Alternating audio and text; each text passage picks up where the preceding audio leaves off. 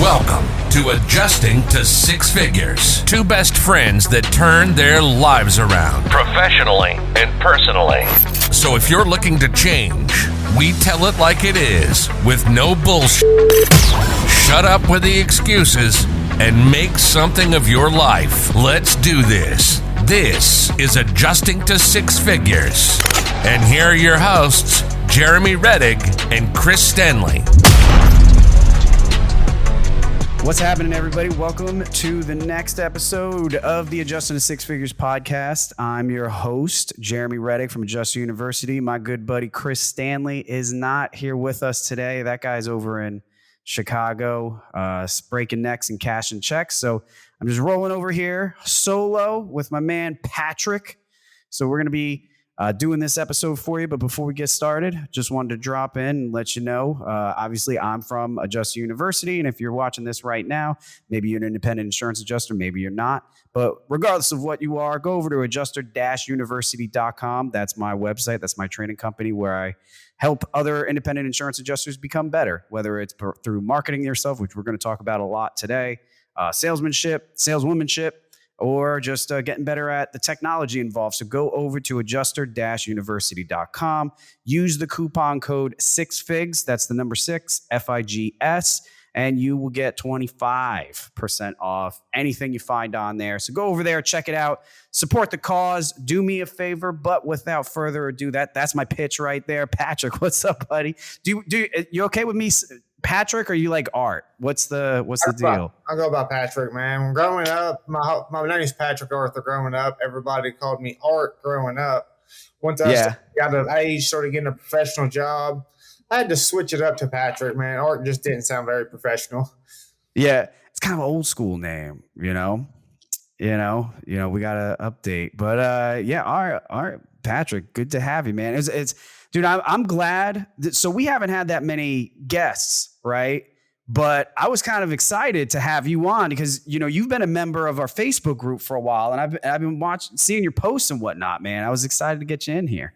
Yeah, man, I'm excited too, man. I've been following you for a little over 2 years now, before I even became an adjuster, man. I remember getting online begging you, like, man, give discounts on your stuff. Give discounts on your stuff. That's before I got this six-figure adjusting money, though. Yeah. Well, that's good to hear. Well, all right. So wait a minute. So you've been when did you start doing the insurance claims? I actually been doing this almost 2 years now. Right at 2 years, a little under 2 years. Yeah. Okay, 2009. How'd you? I always like asking this question. How'd you find out why? How did you find out why did you decide to do this? Man, I really don't know, but I remember, I moved to San Antonio, Texas 2 years ago. Before that, I sold roofs, man, and I met with insurance adjusters. Didn't know nothing about insurance adjusters, and man, I was in Texas. Moved to Texas, San Antonio area. I'm like, I want to become an insurance adjuster to make these insurance companies pay money. But, I was on the roofer's side of it. I didn't think the insurance companies wanted to pay money. I mean, now I see the complete different side of it. And, they're not the bad guys. Yeah. They're not bad guys. Not all bad guys, right? Not all of them. Yeah. It's definitely depending on who you work for, right? Yeah. So you've been all right. So you started off on the roofing side, selling roofs. I used to do that too.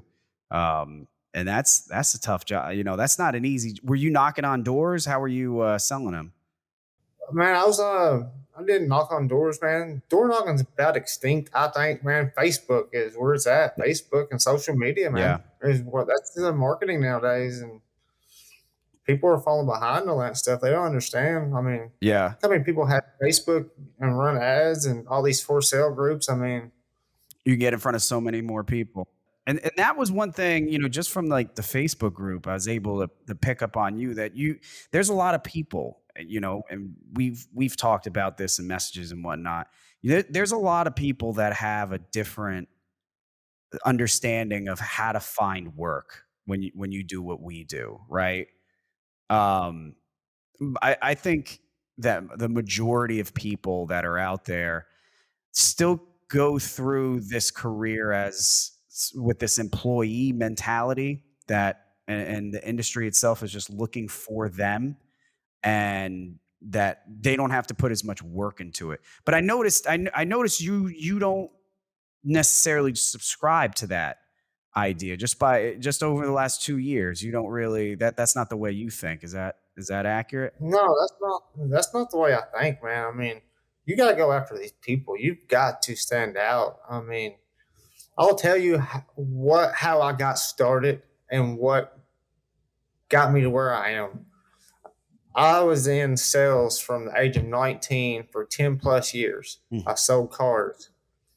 Man, when you sell anything, whether it's cars or anything, follow up, follow up, follow up, follow Right. up. You've got to stand out different from everybody else. You've got to follow up with your leads. You've got to follow up with these firms. I mean, you can't submit your resume and expect them to call you, but you know what? They got 100 other applications today. What makes you different from the other 100? You got to follow up with these people. You got to call your dispatcher. Find out who your dispatcher is. Find out what baseball team, what football team he likes. Follow up with them. Call them once a week. I mean, you're gonna look, and they're gonna get tired of you calling. You find out who their team is. Call them on Monday. Hey, man, did you watch that game? What about those Tennessee Titans or those New York Giants? Oh, man, it was a good one. Then, you got to, once you keep following up and keep following up, and when they get something in your area, they're going to be like, man, I'm going to give Patrick a shot, man. He seems like a pretty cool dude. Right. You're going to be on his mind when something comes up in that area. Right. Because you followed up with them. You've always followed up with the process in them. And you know what? You probably didn't mean to say this, but I want to point this out. You know, that thought process right there. They got a little bit of work in a certain area, and they thought, let me give Patrick a shot. They wouldn't have thought that if they don't remember your name, right? So they've got correct, and you touched on this. They've got hundreds and hundreds and hundreds of applications going by, people joining their rosters.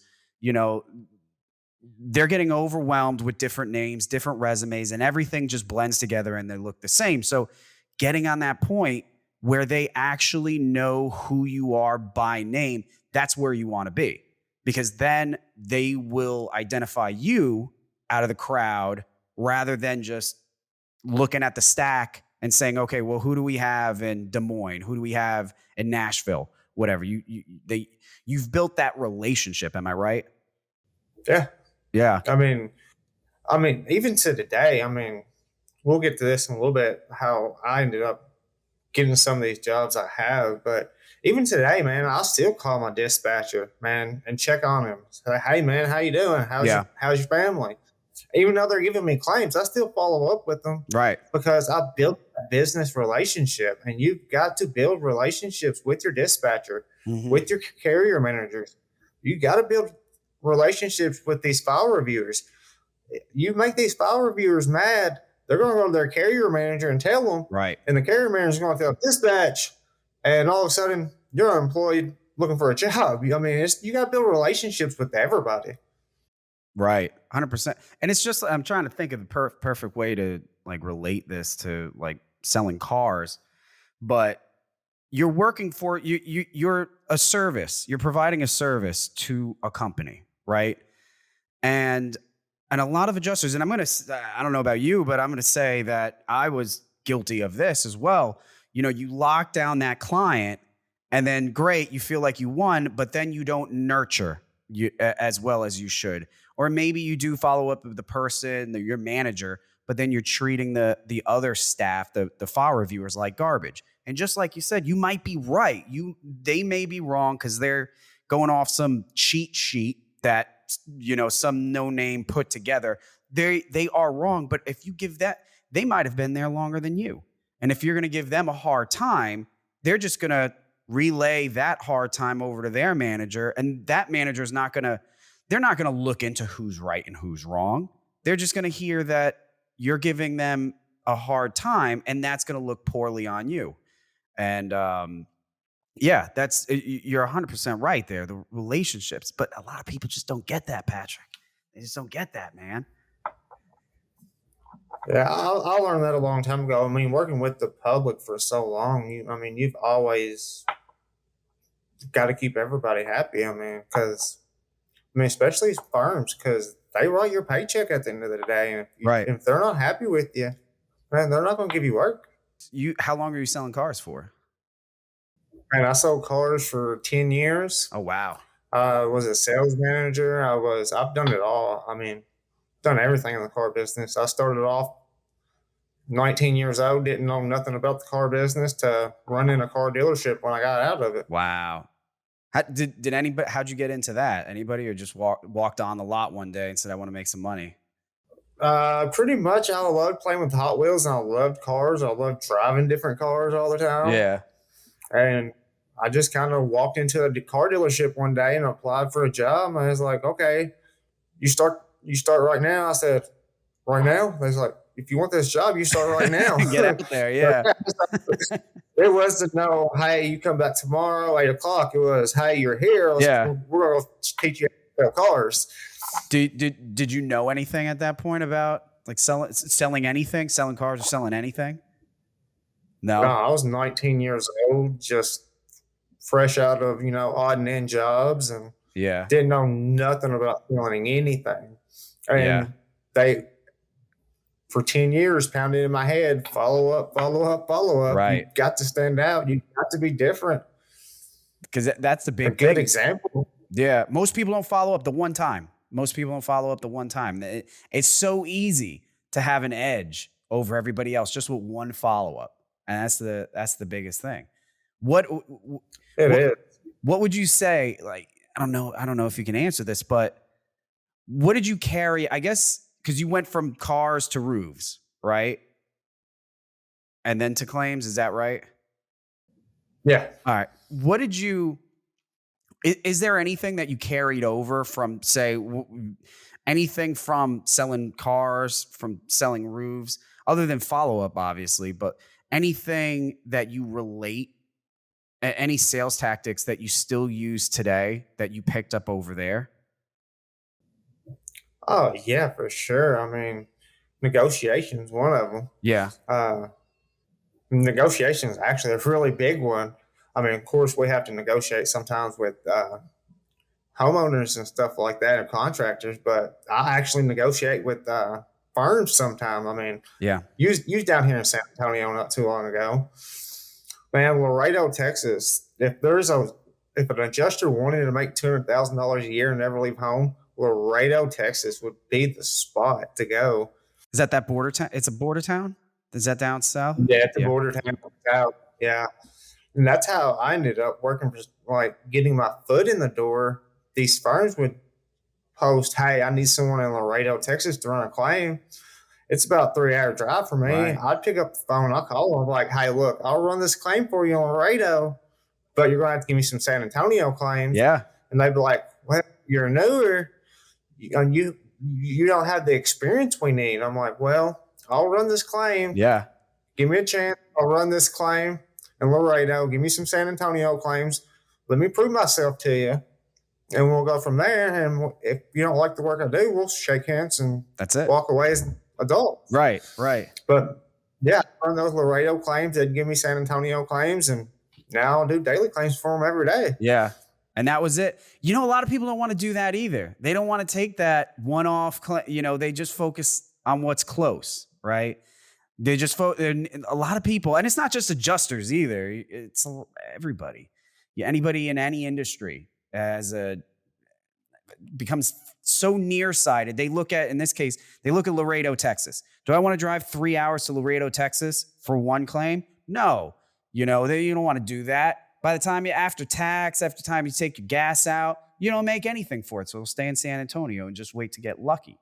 And that's a tactic that, you played that right. You got your foot in the door. Maybe you didn't make that much off of it on that one claim, but over long term, now you got a dependable client. Am I right? No, yeah, for sure. I mean, some of the companies I work for, that's how I started out. They posted, I need somebody in Laredo to run a claim. And I'm like, man, I need work. So I'm like, hey, look, I'll do it. But, give me some San Antonio claims. Let me show you what I can do. We'll move forward. And here I am running daily. Never, like, starting off as an adjuster.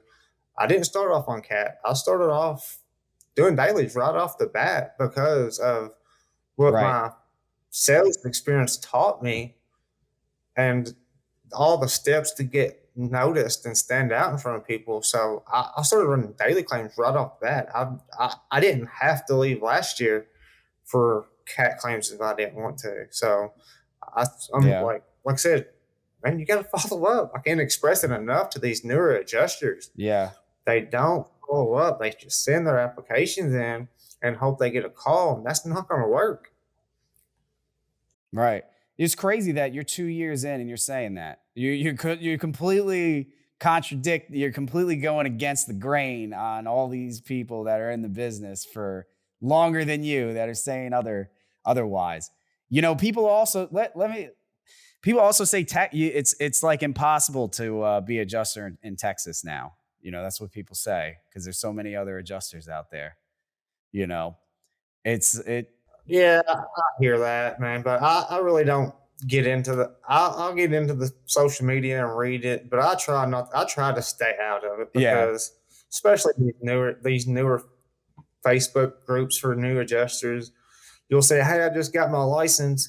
Can somebody help me out?" And you'll say, "Market saturated, Right. no work, don't quit your day job." I mean, Right. Right. but there's work. Just you gotta go out there and find it. Right.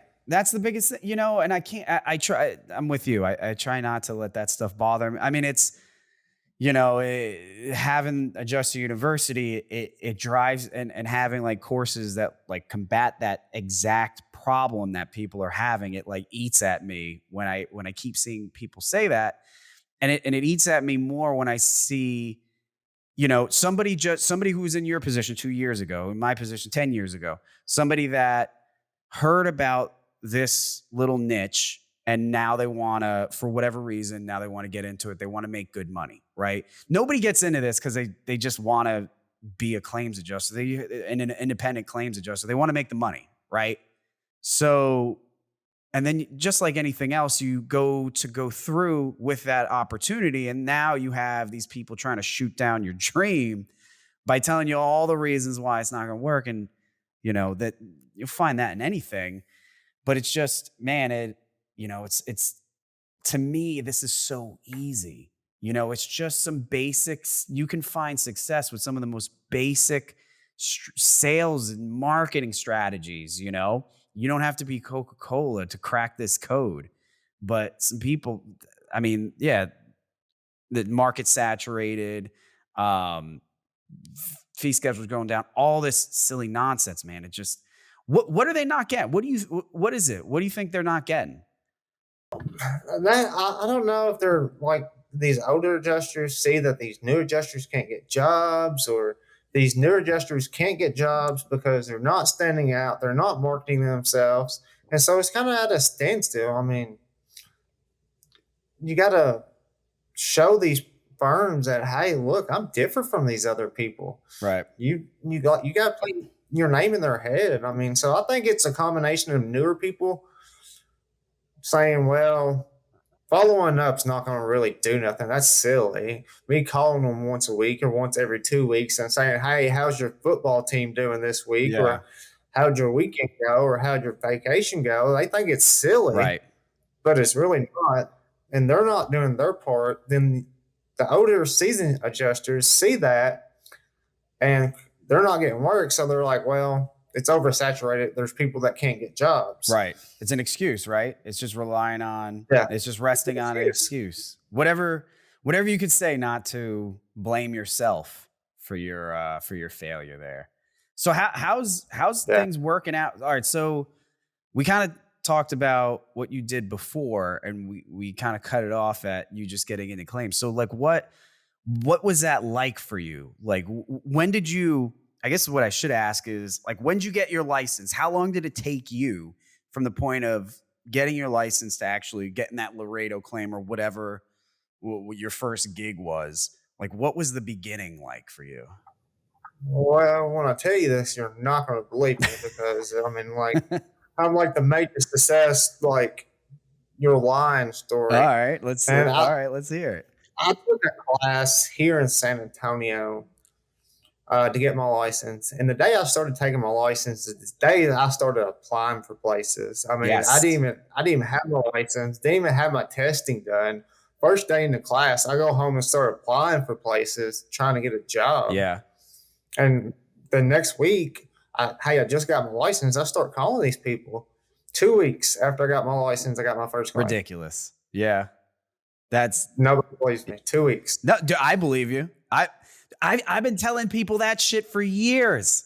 You know, there's and I get it because we were all in this spot too, and I'm sure maybe you did. Maybe you can't relate to what I'm about to say, but like in the very beginning, some of these firms that are out there, they'll have you fill out like their own application, and it'll really outline literally every little aspect of claims.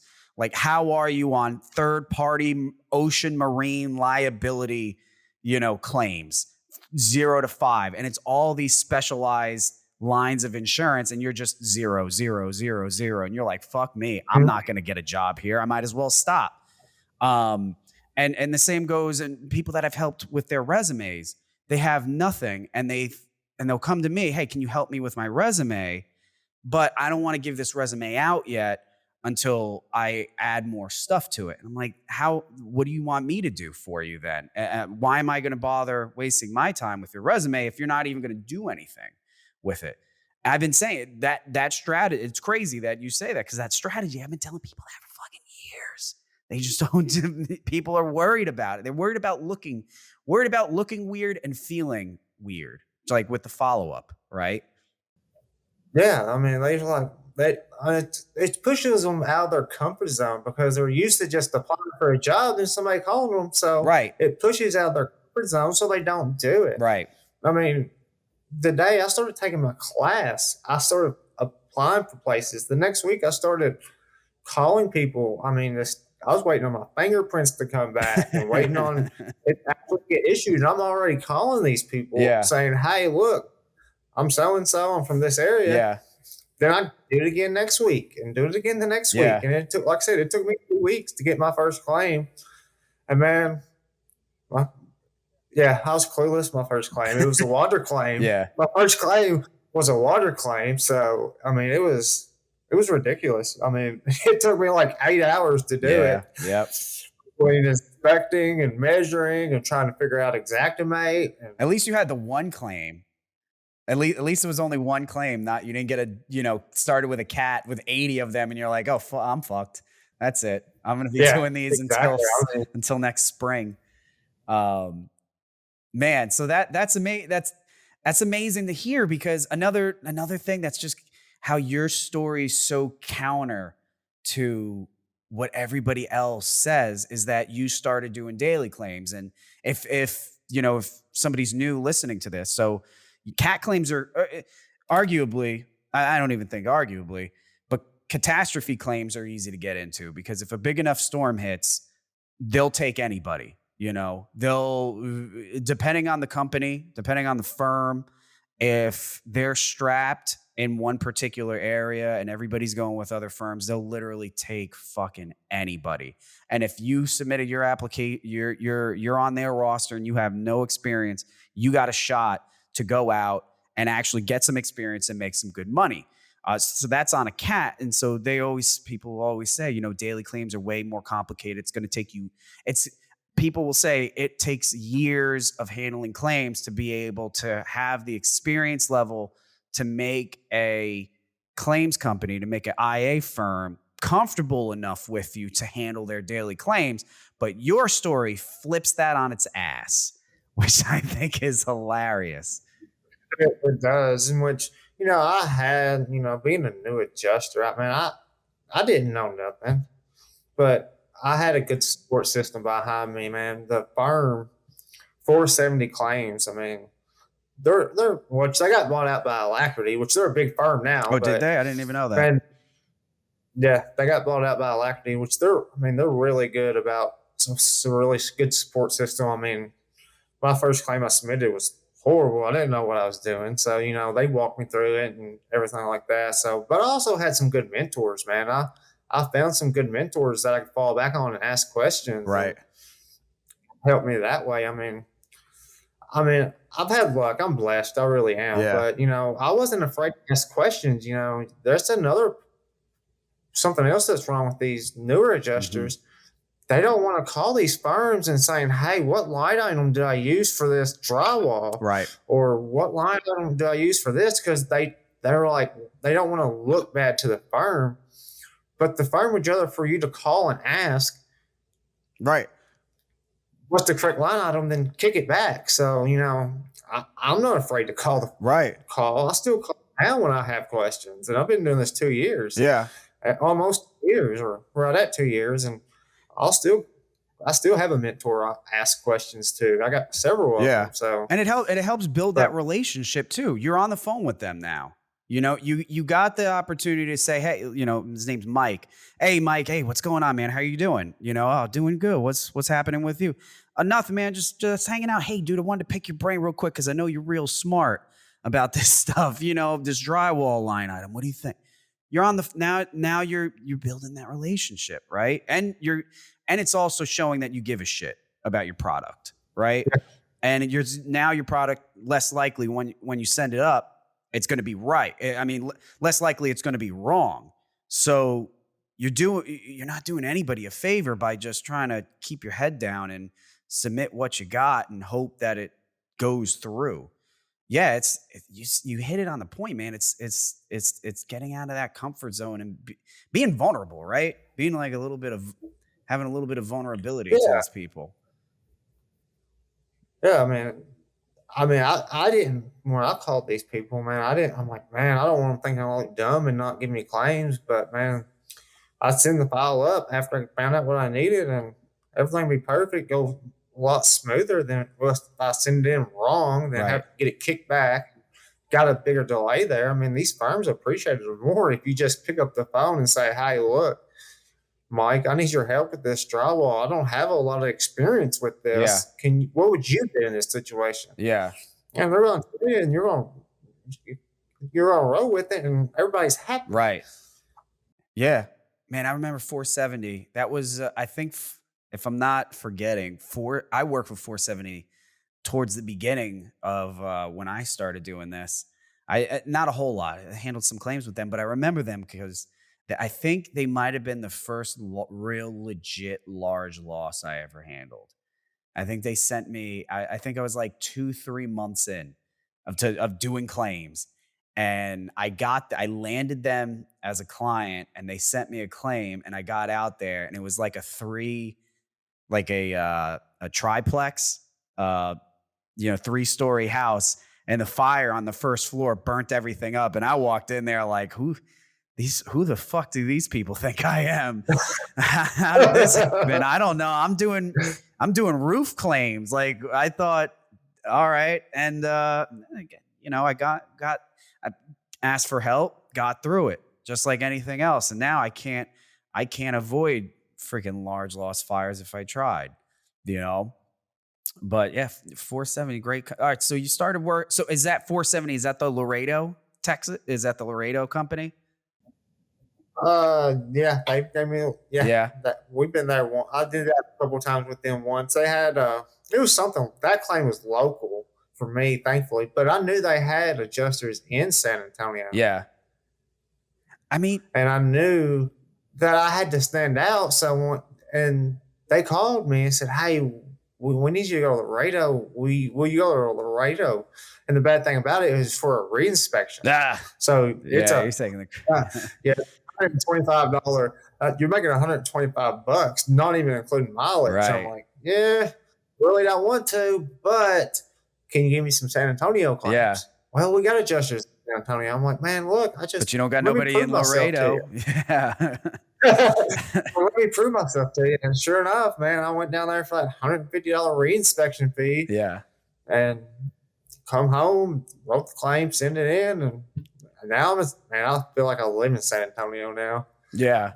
Are you? I live outside of San Antonio. What? Okay. All right. I live about an hour west of San Antonio. So I cover like the border from Del Rio, Texas to San Antonio. I live in a little small town called Uvalde. Okay. How far is that from? It's about Oh, okay. Gotcha. I still know San Antonio a little About bit. an hour from San Antonio. Okay. All right. I got you. Yeah, you was down in San Antonio like 3 months ago, 2 months ago, when we were supposed to get together, and you bailed on me early. Yeah, I ran out of San Antonio. Nothing against San Antonio. I enjoyed my time down there, but man, I had a few things happen I had my truck broken into right towards the end. And man, so I went down there and I talk about this all the time, always deploy with multiple companies. I don't know, Patrick, I don't know what I was thinking. I went down there and I thought, I wasn't doing any claims up here, right? So I thought, all right, well, there was that hail event. So I wasn't doing any claims here. I was just working on my Xactimate course. And then the storm hits San Antonio and I'm thinking like, oh, I got a free schedule. I can go down there and just freaking hail claims. I'll replace everybody's roof. I'll make a couple racks and that's it. And man, I went down. I went down with. I hate admitting this because I thought that I could make sense of it. I went down handling USAA claims down there on just a garbage fee scale. I accepted it just because it landed on my desk. I said I'd do it, and I'm going to do 10 of them a day, and I'll make it make sense. And I went down there, and I more or less did that. But man, they were an ungodly amount of extra work just to make sense of, just to be able to handle their claims. Then I started doing claims. I found another company to do claims for down there. And that was worse. The pay was okay, was potentially okay, but they were not in the, if you know San Antonio, they were like in the southern part of San Antonio. I guess it wasn't like the greatest of areas. I mean, there'd be dogs and chickens running around the streets. I'd get out there and I'd look at the roof and I'd say, all right, well, I mean, it's a 12 square roof, but at least there's missing shingles. I'll be able to replace it. And then I'll find out that there's like 4 prior claims on it. They've been claiming the roof for 15 years. And so $0 estimate, and it's just 0, 0, 0. So I did that a handful of times, and the truck got broken into. I'm like, I gotta go. I gotta get out of here. And that's that. Yeah, man, that's pretty popular down here in this area. It really is, about prior claims. And Is it? I Yeah. don't even know. Yeah, we had a hailstorm last year, man. I don't even know how many roofs I wanted to write and couldn't write them because I reviewed these pictures for prior claims, make sure everything was replaced. Yeah. And I'm like, man, it was bad. It really was. Yeah. It's really popular down here, but It was a total contrast. So I talk and I think I've talked shit about USA claims before. Nothing against veterans or anything like that. I just don't like handling claims for USA. But what I will say is the people, I've done a couple different USA, maybe 2 or 3 USA things over the years.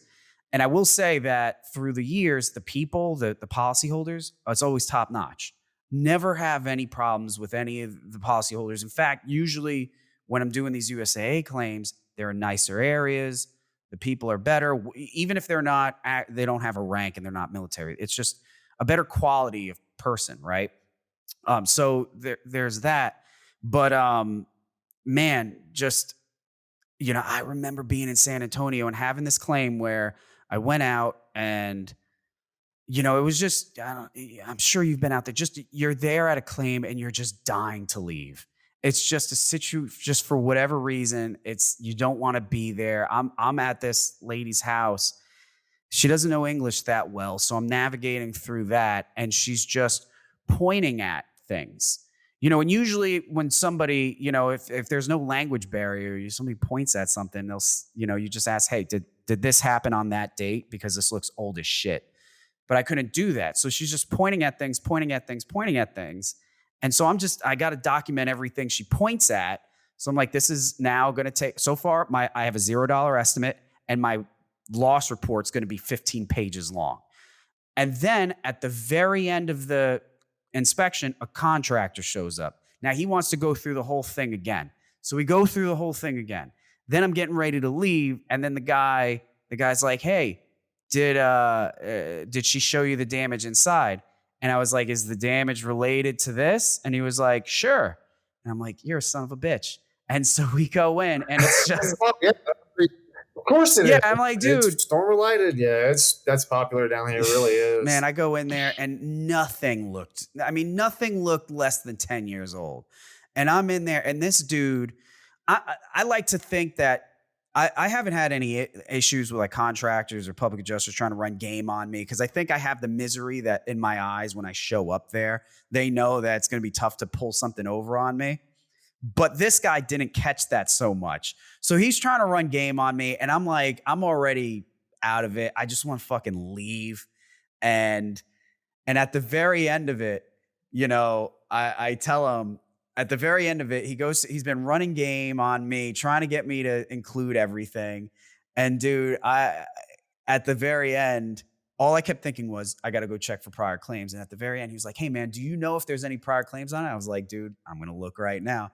And I felt, it's so bad, but I felt so good walking up to him and just being like, you just wasted your time here, bud. I already wasted my time. Fuck it. Now you wasted your time too. How does that feel? San Antonio, baby. Oh, man, I had a claim. I've had claims like that before, where they contractors would pick everything out and you're like, you see this, you see that, you see that. And I try to look and see if there's one carrier that I'll always, if I have that carrier, I'm going to look before I go to the property, right, and see if I got priors, and because they'll have it in there. So, I mean, I remember going to this house and, I was there. It was a language barrier. She spoke Spanish. I spoke English. So I'm trying to Google translate everything. Yeah. And she's trying to point this and this out to me. So I go do my inspection and hop off the roof ready to leave. And here goes the contractor. Oh, you want to look at this roof with me? And I guess. And, yeah, just like you said, start pointing everything out. And he's like, well, can I get O&P on this claim? I'm like, gotta look out of the spark. I said, probably not gonna get nothing on this claim. Yeah. So I said, we got priors and my photos and this roof look exactly the same. Yeah. And I asked her insured for invoices and she said she didn't get one from the last person, but she swears she replaced it. Yeah. All right. Gotcha. So good luck, bud. Yeah. Man, it's really popular down here. It really is. But anyway, so we got a little off subject there. Yeah. All right. Well, here's my question for you. Then tie this all together, man. So, like, what if you don't mind sharing? Like, what type of volume are you dealing with now? Like, are you going gangbusters down there? Like, how's business going? Yeah. It fluctuates. Last year, I was doing 15 claims a week, easy. Okay. If a hailstorm hit in San Antonio or around here, I was getting 25, 30. Yeah. Man, that's the thing. I talked to other adjusters that's in this area, and they're like, man, I'm dead. I only got 3 claims this week. Man, I'm still running 10, 12 claims a week. Yeah. And that's why I don't understand why I hear everybody saying there's no work out there. Yeah. Man, there's work out there. I promise you, I want a break. Yeah. There's work out there. Like I said, I've run a minimum 10 claims a week for the last 2 years. Yeah, you gotta. Yeah. I mean, when those hailstorms hit in San Antonio, it was just wide open. Yeah. 25, 30 a week sometimes. If you're doing, but yeah, I'm still doing 10 claims a week at least. Right. I went on vacation. I want to say the 15th or the 16th, and I was gone. I was supposed to be gone until Sunday, the 22nd, but I ended up coming home early. Sent an email out to my firms Thursday night because I was going to land in San Antonio at midnight or 12 a.m. on Friday. So I sent an email out Thursday night saying, hey, look, I'm back from vacation. I'm going to go ahead and run some claims if you have anything. Yeah. Man, I didn't think I'd get anything until Monday morning, Tuesday. Yeah. Man, I wake up at 9 o'clock in the morning, check my email, man. I had 5 claims in my inbox or 4 claims or something. Yeah. I'm like, what the heck, man? Turn back on. So yeah, I mean, I still got the volume. I'm still doing 10 claims a week right now. I've done when it started slowing down from that hailstorm. I was still doing 10 claims a week. Yeah, man, you said like 2-3 claims. Man, if I had 2-3 claims in a single week, that's like That's like red alert. No good. Like if anybody, I feel like if that's just what they got that week, that's a signal that that something's wrong. Something is fucking wrong. Because even if there's no storms, I mean, I always say this too, whenever there's bad weather, whenever there's a storm, that should be the reason why you're making more money than usual. You're making that extra money. You're making that fuck you money at that point, right? But you should be able to stay at least reasonably consistent with freaking wear and tear claims, water losses, fire losses, all these things that just naturally happen over time. If you're not at a point where you got a sustainable income living just based off of broken pipes and shit like that, you're vulnerable. Your whole business is vulnerable. 2-3 claims a week, you need another job, or you need to figure out what you're doing wrong with this, because that's a sales and marketing issue right there. Yeah, that's for sure sales and marketing issue. Like I say, man, if you sold one car in a week, can you blame the city? It's just people aren't looking to ride cars these days, man. Everybody's going somewhere else, or everybody's walking these days. It's bullshit. Yeah, I mean, if you only sell one or 2 cars that week, I mean, it's no one's fault but your own, because you're not picking up that phone and following up. Because I promise you, when I tell you this, you're gonna know exactly what I'm talking about. You ever been to a car lot and you're just looking around and something like that, and they say, "Hey man, let me get your name and number." Right. They'll find any excuse to get your name and phone number. Yep. Or, "Hey man, I want to get you registered for this free gas giveaway we got going on. Let me get your name and number." There you go. Yeah. There ain't no free gas. They just want your name and phone number. And they're going to call you 3 or 4 days. "Hey, Jeremy, I want to thank you for coming in the other day. It's a pleasure meeting you. That's great. Hope all's well." Pleasure meeting you. Do you have questions? Did you ever find your vehicles? "No, I'm still looking," you say. Yep. Man, a week later, "Hey, Jeremy, I got a truck in. I think you'd like to talk about. You said you was looking. Hey, come here, man. I got the perfect truck for you, man." That's it. Yeah, I mean, wear them down enough, and they're gonna say, "All right, man, I'll come in, just take a look at what you're saying, because I feel like this isn't just not just soliciting me right now. You're being my friend, so I'll take a look." Yeah. And the next thing you know, boom, gotcha. Yeah, the motto on follow up in the car business: you call until they buy, or you call until they die. I like that. Yes. I always tell people, you keep following up, you keep calling that IA firm until they put a restraining order against you, and then you have your friend call. Yeah, I wouldn't think it's that far, but I ain't gonna call them every day. Hey, I just want to remind you, I'm gonna dial that phone about once a week, every week and a half, though. I'm like, "Hey, don't forget about me." Yeah. Yeah, man. I say it about, I did a video, I did a live stream the other day, and it's just, I've got like the list, right? I got a list of 500 companies, right? And I've been working off some iteration of this list for freaking years now. And I've seen other people have lists, small lists and whatnot. But then, like, to me, it's crazy that people don't always put the time in to really dig in and find their customer, right? Because there's nothing that, like the list that I have, there's no secret resource that I have that other people don't have. I just use the internet to find these things. And I don't care, to a degree, I don't care what size the company is. If they're handling claims, that is a source of potential money that I can get. And I don't want to be like these people that are complaining about, there's just not enough claims out there. It's a slow season, market saturated. Listen, if all of that is true, if there are more adjusters out there than there should be, if less claims are finding their way to IA firms, all right, let's say to a degree that's true. Well, guess what? I'm going to still play the numbers game even more, because there's still tons of if you could walk outside and see a bunch of houses and you're a field property adjuster, you have no excuse right there. Those are houses with pipes, with gas, with the potential of fire, with a potential of a freaking backup. These are houses that you can make money in. People are putting in, I forgot what there's like a statistic, once every like 7 or 11 years, something like that is the average for a homeowner before they file a homeowner's insurance claim. Like, if that's happening, you just got to get with as many companies as you possibly can until you go from, 2 claims a week to 5 claims a week, 10 claims a week, 15 claims a week, until you're up there. And it's just, they're not going to find you, to a degree.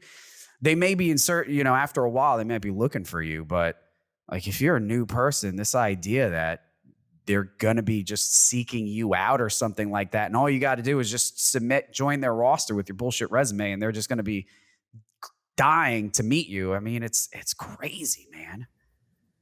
Yeah, I mean, that's what kills me about. I mean, I've been in these shoes of these newer adjusters, and I just, every time I see one asking, I'm like, man, just follow up. Here's a prime example of following up, and always keeping these people like your name in their head. I'm not gonna mention no names because I didn't get permission to. I don't want to say nothing to about any firm without getting permission or anything to name them. But man, this one company, they post on Facebook, hey, looking for someone in San Antonio, and I'd send my resume in. 2 weeks later, they'd be looking for somebody in Laredo. I'd send my resume in saying, I handle Laredo. If you give me I can handle Laredo. Man, it went about a month and a half, 2 months went by. I swear I sent this person my email good 4 or 5, 6 times. Yeah. Every time I did on a new claim or I got some kind of more experience under my belt, I'd send updated resume. I'd say updated resume for Patrick McGrew. Yeah. I mean, one day I know exactly where I was because I really it was like the start of like my adjusting career. So, I mean, I was sitting there eating breakfast. I get a phone call from a Florida number. I'm like, who is this? Yeah. I said, hey, this is Patrick. And she goes, this is so-and-so from so-and-so. I want to start off by saying this. You are the most persistent person I have ever met in my life. She goes, we do not accept anybody with less than 5 years experience, but I'm afraid not to give you claims because I'm tired of looking at your resume. That's it. That is a fucking win right there, man. That is why you do it. Then I was 5 months into adjusting, and she says, I don't give nobody a shot unless they have 5 years. And I'm 5 months. Yeah. And that's like, I'm going to give you a couple claims and see what you got. I'd run the claims. I'd call the file reviewer. I'm like, hey, look, what would you recommend for this? And they would talk about it. And I remember I was somewhere. I was in Beaumont. I went on an assignment, kind of like a little special assignment for a carrier that had some storage building claims. And you went up to Beaumont. Yeah, Beaumont. It was during Laura. Yeah. And Beaumont, man, and there was storage facilities, and man, that was miserable. You ever done a storage facility that has like 8 or 9, 10 buildings on it? Different buildings, that many? No, I've done storage facilities, but not that many. Usually like the single ones. Yeah, this was like one I went to had like 20 different long storage buildings. Oh, it was horrible. But anyway. So the woman called me and said, hey, I got this claim. Where are you at? And I said, hey, I'm here in Beaumont. And she was like, it was a commercial claim. And I took my pictures and I sent the photo report to the file reviewer. And I said, hey, what would you recommend? And I sent a rough preliminary estimate to him. I said, hey, look at this. What do you recommend? He goes, man, it looks pretty good. I'd change this and this. He goes, we never have someone call and just ask, what do you recommend? Yeah. And I ended up being like a really good relationship with that person. And he went and told like the high ups, hey, look, this guy's not afraid to ask. He's good. He can have any of my claims he wants. Yeah. That's And so, awesome. yeah. And so, but like I said, man, it was the first things I heard mouth was, hey, this is so-and-so from so-and-so. I just want you to know you're the most persistent person I've ever seen. You wore him down, dude. And she goes, I'm afraid not to give you claims because I don't want to see your resume for the next 4 years. Yeah. Yeah. Dude, so, yeah, that's it was great. Man, and that story right there, that's the biggest, that is the biggest thing for somebody to hear these people that ask, how do you get into claims without any experience? I mean, that right there. I mean, they want 5 years. They took you at 5. Granted, you had some experience, sure, but like you overcame they wanted 5 years right there. And a lot of companies say that they want experience anyway, but they'll be willing to take you without experience. And that's usually like 1-2 years experience, right? But then there are companies that do really want more. I had a similar thing with a company that was, I think it was 10 years is what they said, because they were doing, it was one of the first company or one of the first companies that I did work as a general adjuster with them. And so I was doing the whole claim with them on T&E. I really didn't like the company itself. They were all right to work with, but like their claims management was like a super old system, and I just generally didn't like it. But in the very beginning of it, I felt like I was big shit because similar thing. They called, they said, we don't hire anybody, but we saw your resume, and they didn't hire me based on they didn't bring me on based on the persistence so much as just the or maybe they did, but the appearance of my resume. They brought it on because the guy, I think if I remember correctly, the guy was an ex-English teacher, and so he liked my wording. He liked the way that I wrote in the resume, so he found appreciation in that. So that's what kind of, I guess, gave him a little bit more of confidence that I'd be able to do this. I think at this point, I might have been about like a couple years in to doing this, maybe like 3 or 4 years, maybe like more closer to 3 years into this. And yeah, man, it's just like having experience is not as big of a deal. Having experience or a lot of experience is not as big of a deal, I feel like, that people make it out to be.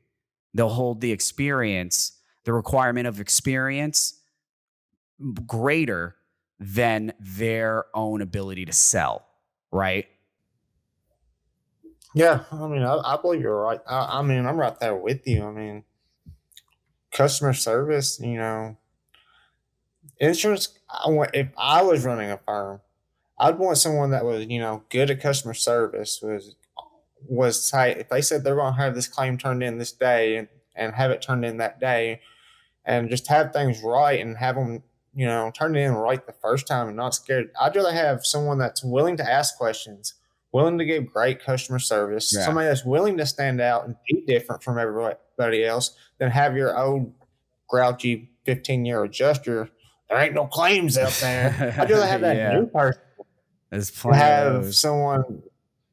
I want that new upbeat, man, this is the greatest thing in my life, versus that old grumpy, market saturated, this business going to hell guy. Yeah. Negative. I don't want negative Nanny on my team. I want somebody positive and upgoing on my team. Right. Yeah, man.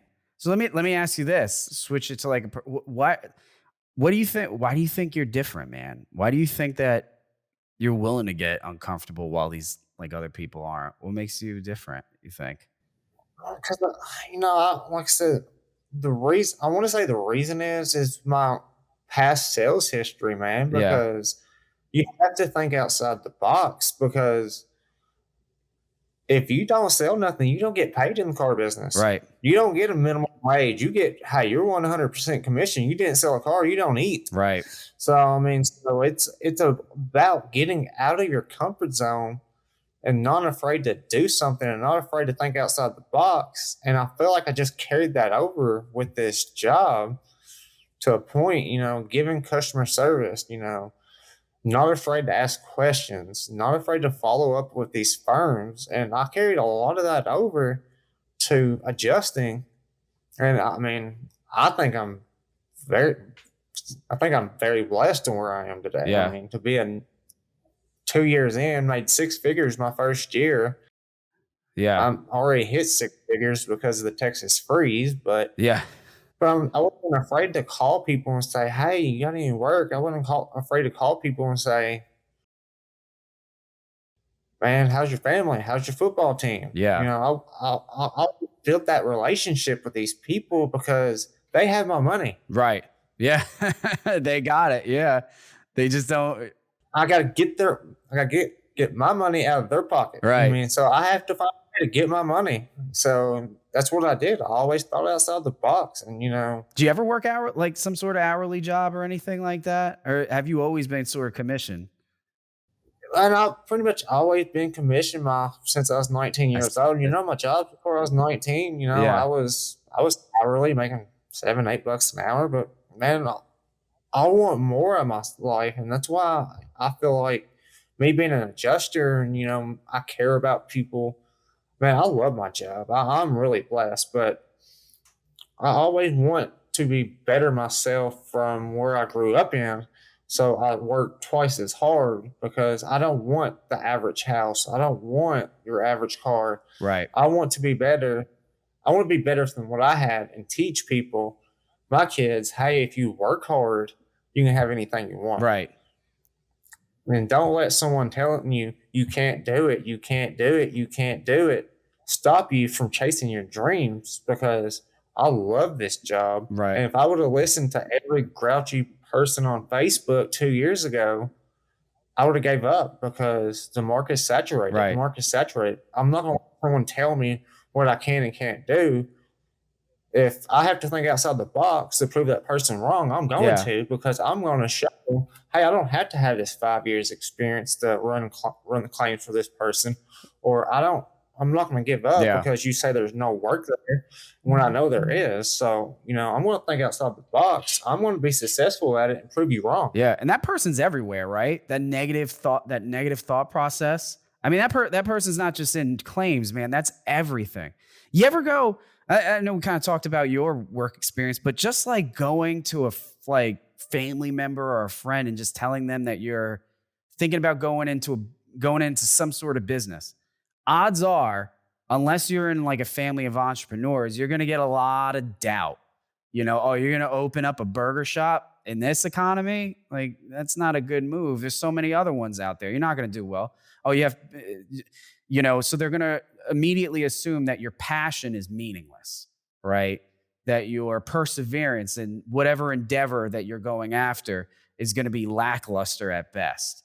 They're going to just assume that your work ethic is comparable to their own, right? And they'll just shoot you down, and it's a shame because some people they get shot down and they stay down. And then they just think about what could have been for 20, 30 years and how now they're too old to actually step out, and they have to worry about, their kids are in college and they can't take a chance doing this business on their own, but they should have done it before, maybe after the kids move out. You got to cut those people out of your life, man. Those are the most toxic people, and it's a shame you got to deal with them online, but I don't think we can do anything about that. Yeah, we can't do nothing about that. But yeah, I mean, there's going to be negative people everywhere. But man, I watch a lot of news, and I'm a very entrepreneur kind of person. I love being like kind of self-employed because I can get to control my destiny. Yeah. And if you look at some of these millionaires and billionaires, and if you like study them and you hear interviews, how many people told them that they're not going to succeed at what they're doing? How many people laughed at Amazon for selling books online? 30 years ago, and look how much it's worth now. Right. Or eBay. And like people laugh at these people because they stepped out of their comfort zone, and now look at them. I mean, that person's not saying, well, you're selling books on the internet and laughing at Amazon now. Look how much Amazon's worth. But crazy. Someone at one time told that guy that they're not going to make it, but they stepped out of their comfort zone and made sure they made it. Yeah, I remember when Amazon was $1.25 a share. I remember that was like when I first started looking into trading stocks, and it was 125 a share. And I knew that I didn't know shit, but I looked at Amazon. I said, this company is going to take over the fucking world. And I remember watching CN or MSNBC or whatever, and them talking about how garbage Amazon is. But sell. You don't want anything to do with Amazon stock. That really wasn't that long ago. I'm pretty sure that was less than 10 years ago, because I was on that claims money at that point. I had some claims money coming in. I was trying to be a big time investor. And I think Amazon was over there, and holy shit, if I would have got in, I had 125 a share, put my, 50 grand from my Sandy or whatever, into that. Oh man, I wouldn't be adjusting any claims at this point. But yeah, I mean, but you can't let people tell you what you're not going to succeed at. I mean, because you control your destiny, and only you can control it. But you're right, cutting out the toxic people will go a long way. Yeah.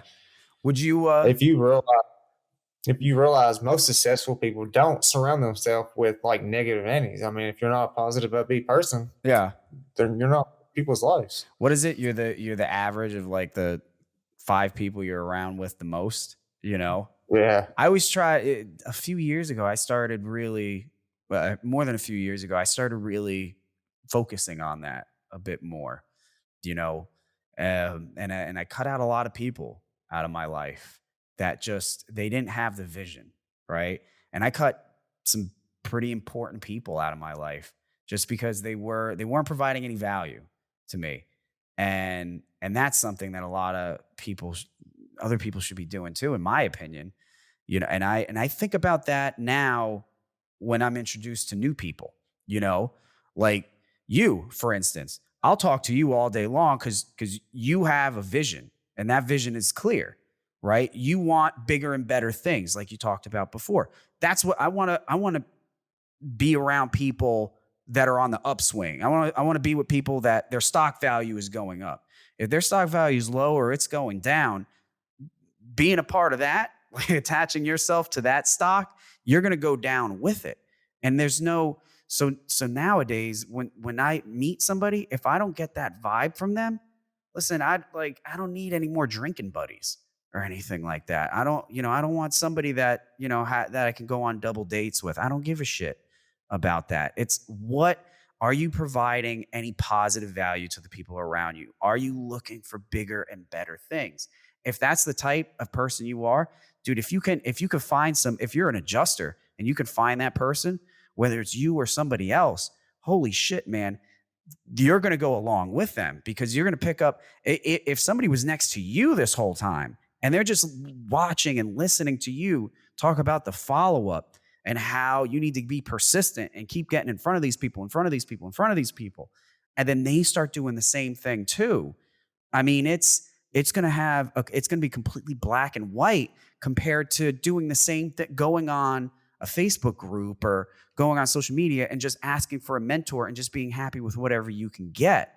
I mean, that's the biggest thing that worries me when people look for mentors, is that they're not actually looking for any particular type of person. They're just looking for a mentor, somebody to take them along on a ride along and either give them good or bad information, but they're not really focused on whether or not that information is going to be good or bad. They just think they just need a mentor, and that drives me crazy, man. Have you ever have you helped any new people out at this point yet? I have.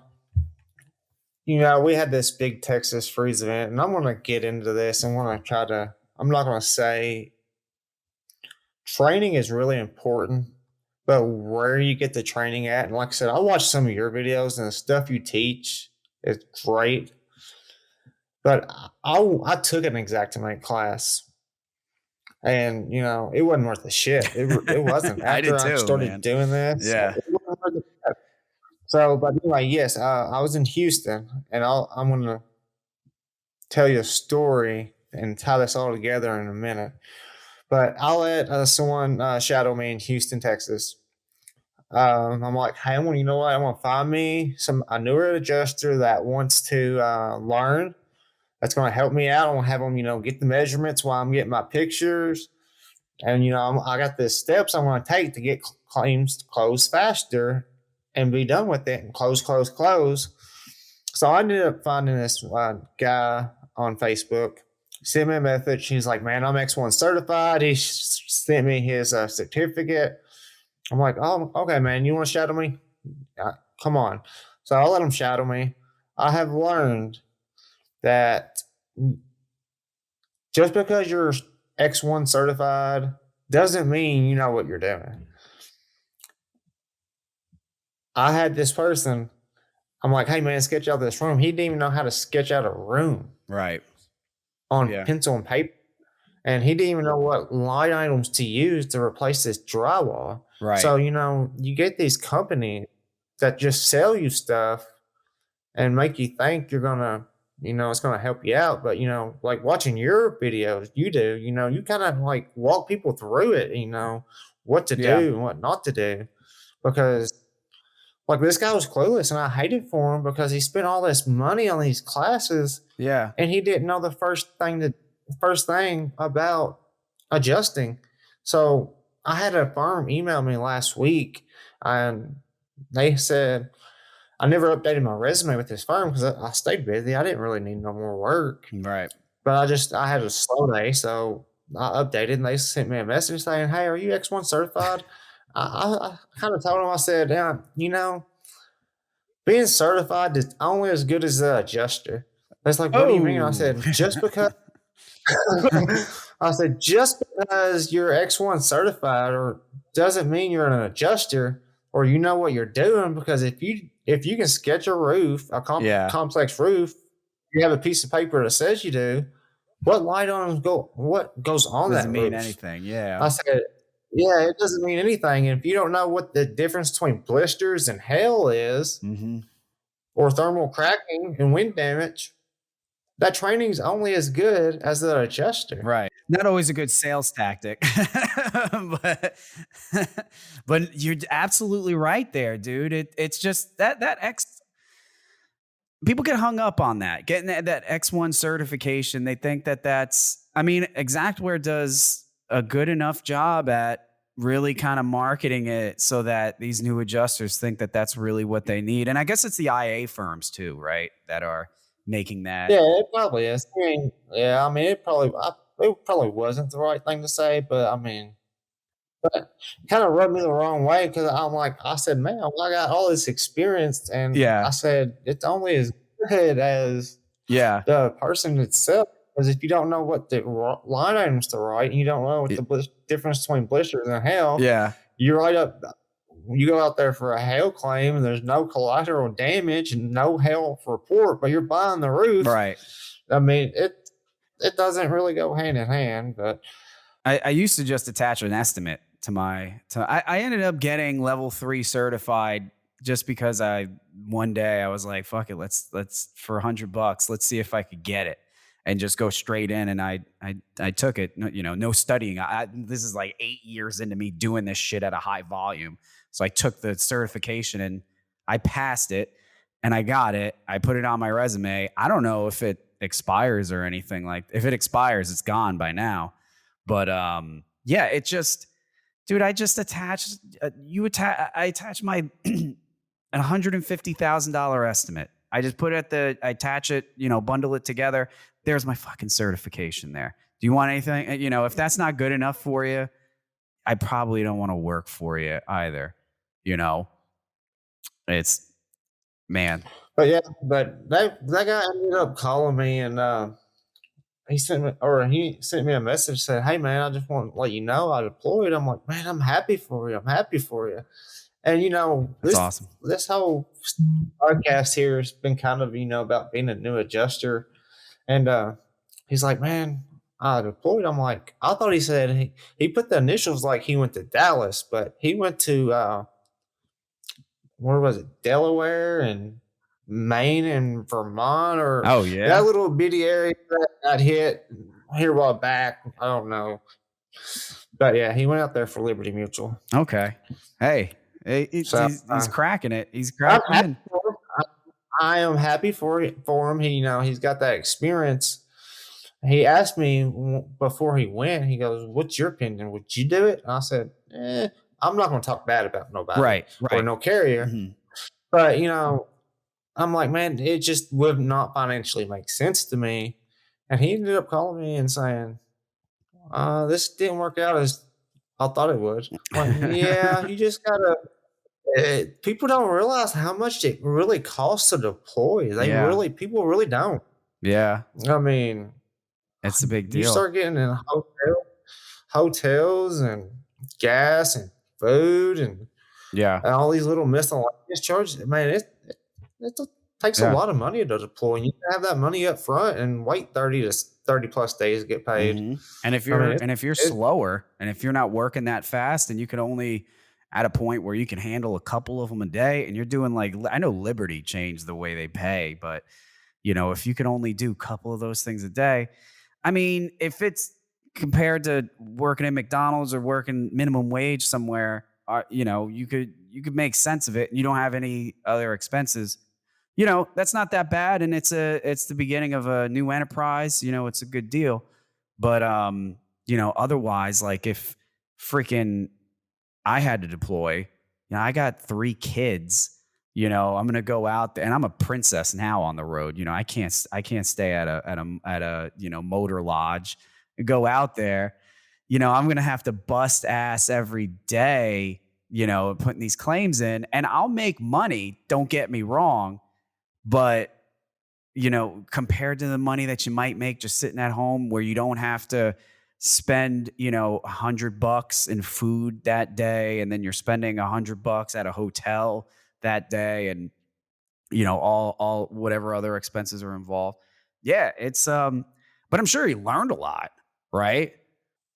Oh yeah, he learned a lot. I'm happy for him. I really am. But yeah, it's not cheap to deploy, and man, Yeah. that's another thing. That's another thing. When I was thinking about this podcast, what I wanted to talk to you about, man, you see these new adjusters going out and buying $2,000 or $3,000 laptops and buying the best of the best.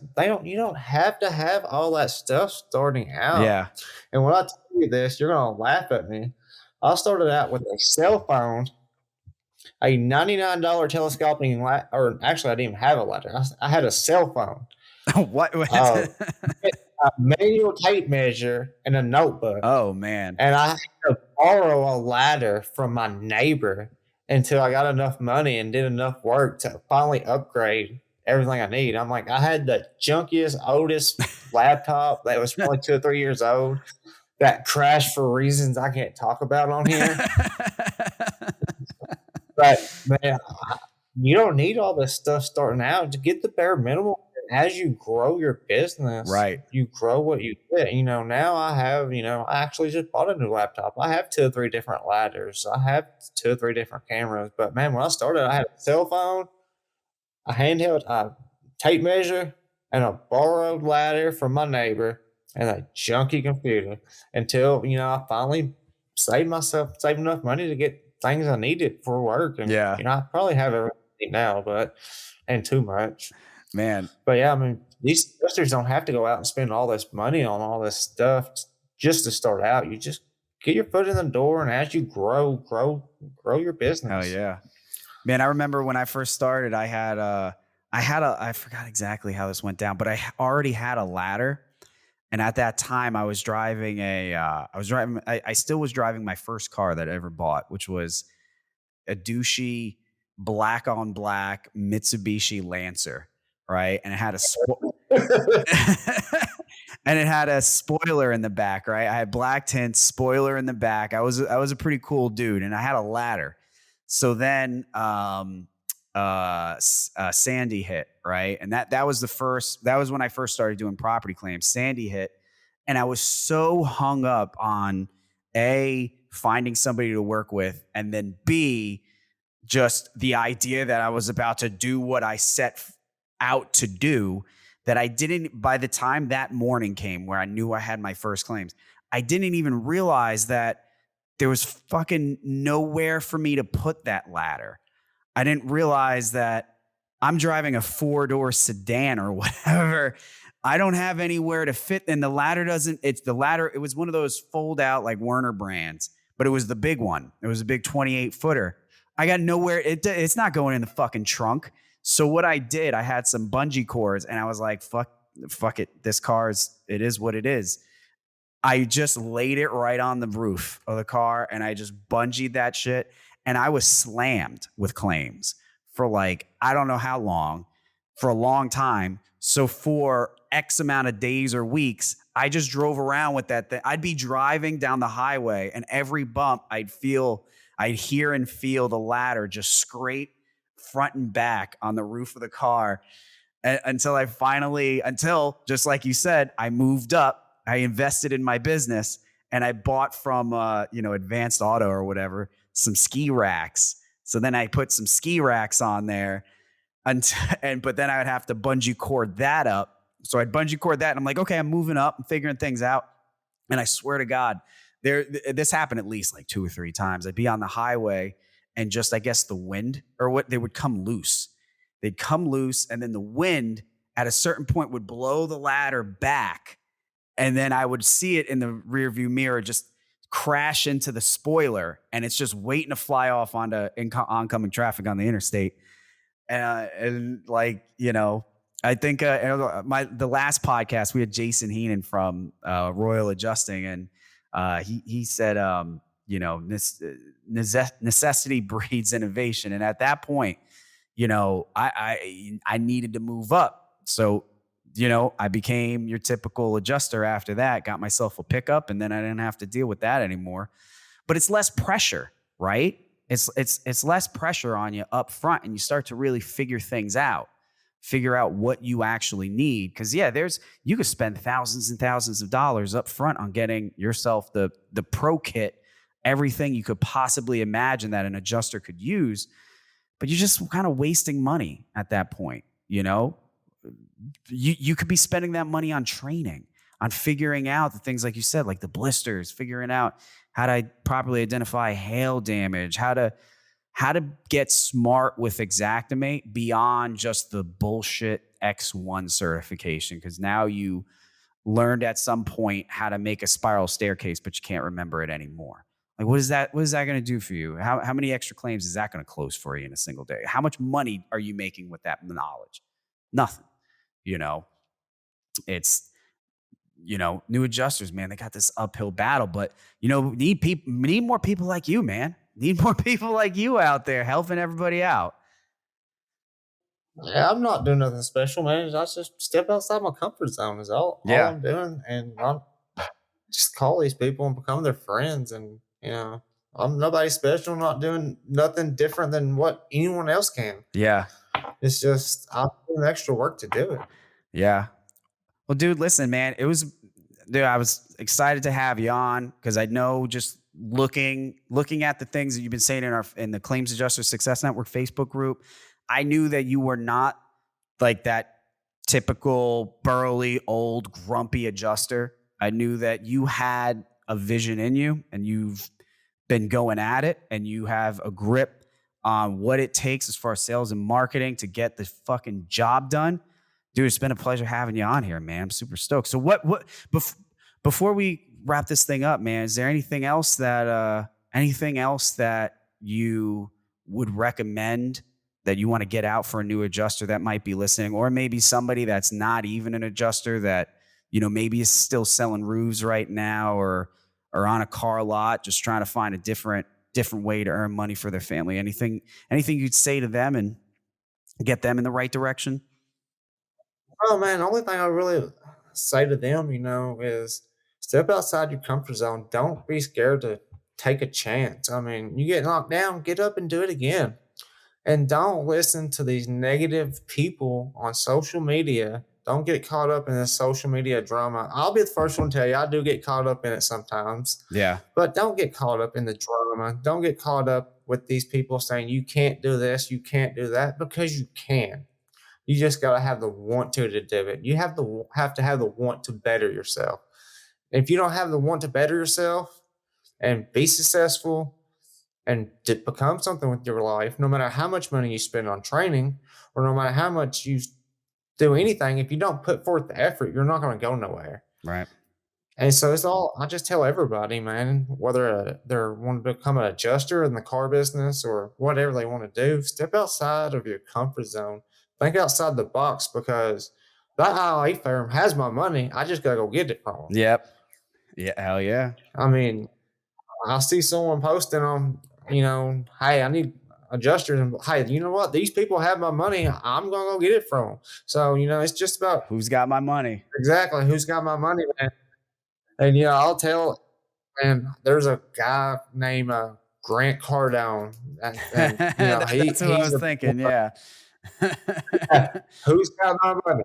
This person has my money. 470 Claims has my money, or this XYZ firm has my money. I'm going to call and remind them, hey, you have my money. Send me some claims. Yeah. Don't forget about me. They have your money. So follow up. Don't be scared to step out your comfort zone, and, don't listen to these people that saying, you can't do it. The market's saturated, because I am proof. I did nothing special. Right. I have a GED education. Mm-hmm. I quit school in the 8th grade. I have a GED education, and I'll make $200,000 this year. Is that hilarious? Because I want to be something. I don't want to be your average person, because I step outside of my comfort zone. So show me another 8th grade education person that quit school in 8th grade, has a GED, and makes $200,000 a year. You got me beat, dude. I do it. I'm not there because I want to better my life. Yeah.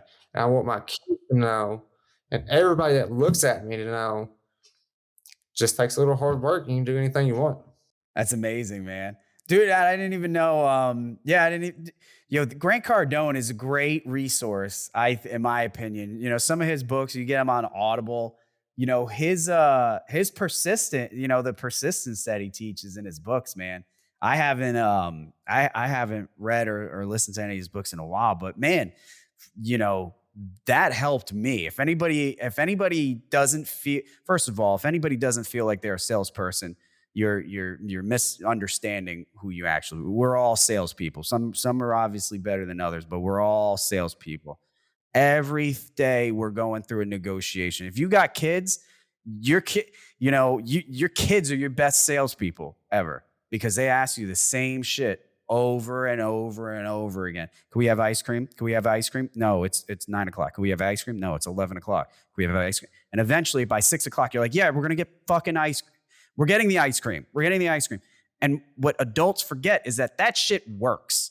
That's how you get what you want. Persistence. Those kids follow that.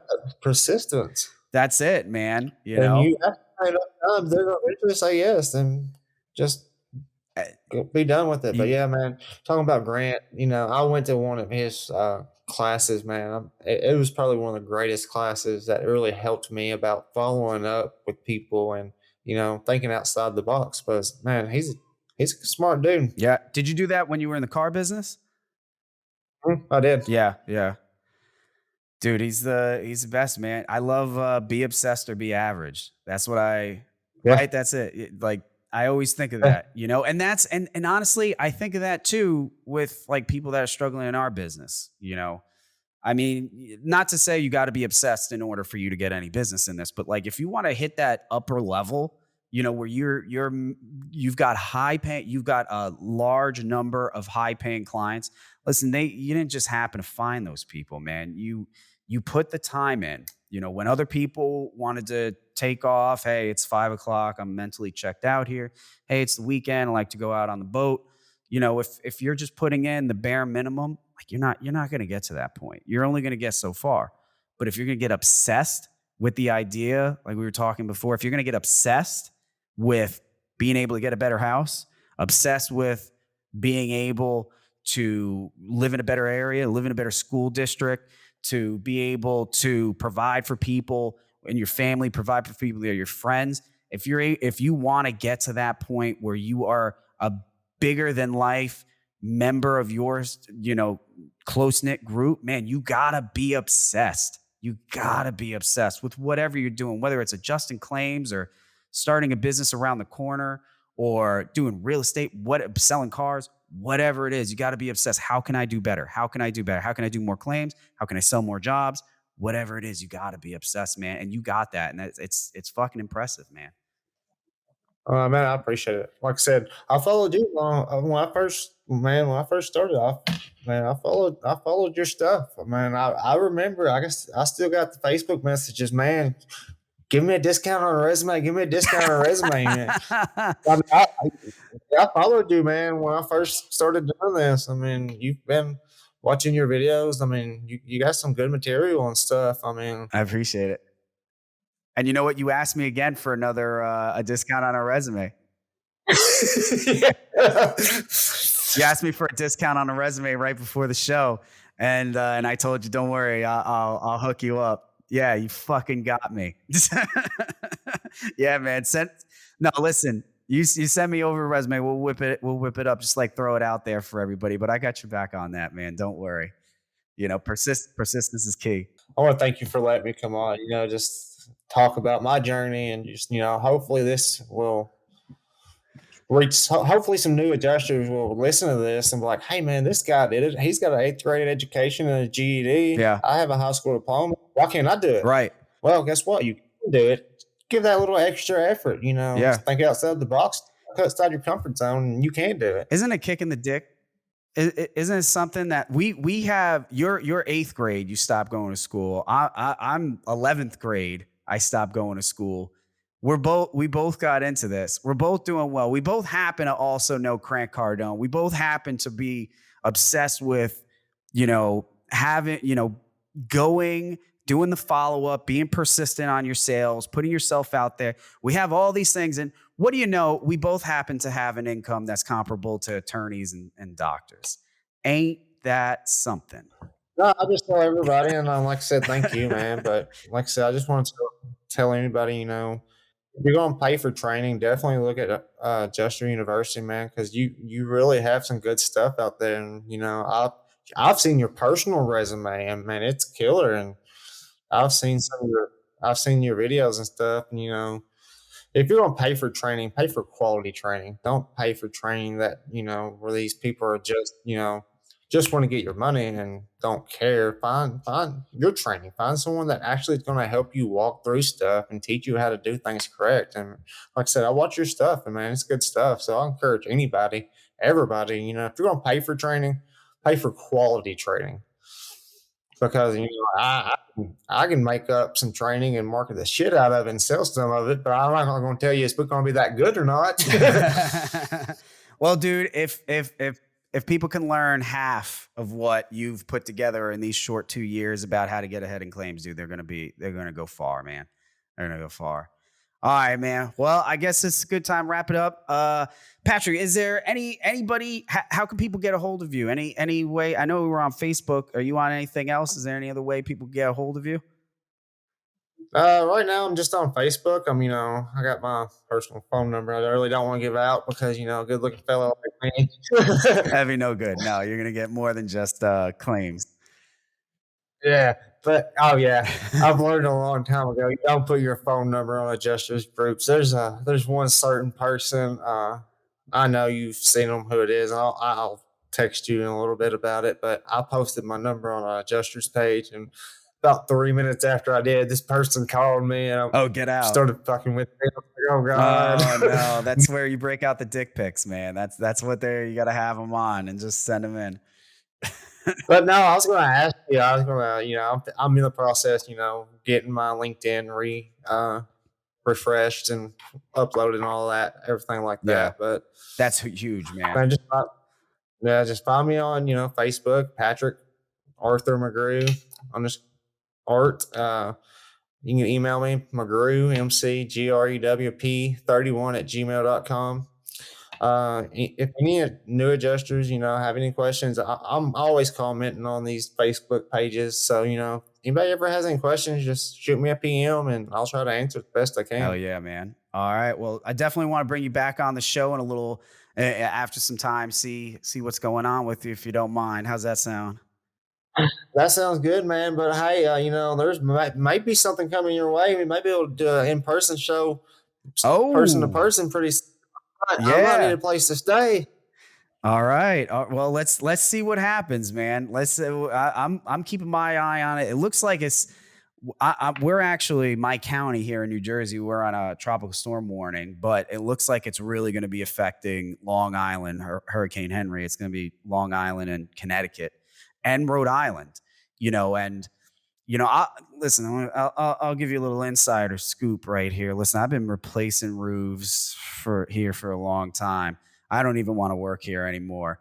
So everybody's got laminate shingles right now, the new ones. So, but Rhode Island and Connecticut too, are matching states, and they got a lot of brittle 3 tabs up there, just waiting for somebody to replace. So that might be the spot right there. All right, man. It was good talking to you. Like I said, hopefully, whatever Henry does, maybe I'll get in your area because, man, I told you, man, when you San Antonio, hey, let's get together and you kind of bailed out on me I early. guess I owe you. I owe you. All right, guys. Thank you, guys. Hey, thank you, brother. Thank you, everybody, for tuning in to the Justin Six Figures podcast. All right. Once again, go over to justin-university.com. Check out all the resources we talked about a little bit on this podcast. But when you go over there, just make sure you use coupon code 6FIGS. That's number 6, FIGS. That may or may not be my old license plate when I was doing a whole lot of claims and feeling real good about myself. So go over to adjuster-university.com, use coupon code 6FIGS, get 25% off anything you find on there, and take some advice from Mr. McGrew and quit being a lazy bitch. Do the follow-up, baby. I'll see you guys next time.